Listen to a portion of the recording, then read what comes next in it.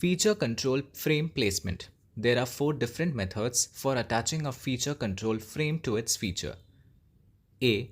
Place the frame below or attached to a leader directed callout or dimension pertaining to the feature. B. Run a leader from the frame to the feature.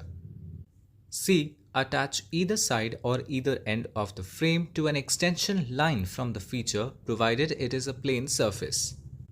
D. Attach either side or either end of the frame to an extension of the dimension line about a feature of size. This table summarizes the application options and rules for each of the 14 types of geometric tolerances. For each type of tolerance applied to each type of feature, the table lists the allowable feature control frame placement options. Multiple options such as A and D appearing in the same box yield identical results. However, for some tolerances, the type of control depends on the feature control frame placement.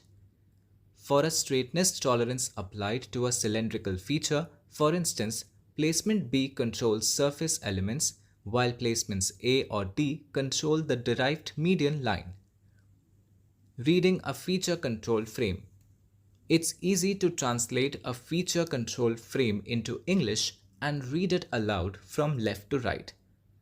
These tables show equivalent English words to the left of each symbol. Then we just add the following English language preface for each compartment. First compartment, the. Second compartment, of this feature shall be within.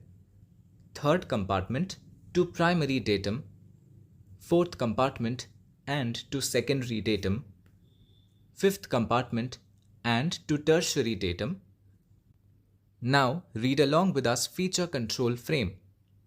The position of this feature shall be within diameter 0.005 at maximum material condition to primary datum A and to secondary datum B at maximum material condition and to tertiary datum C at maximum material condition.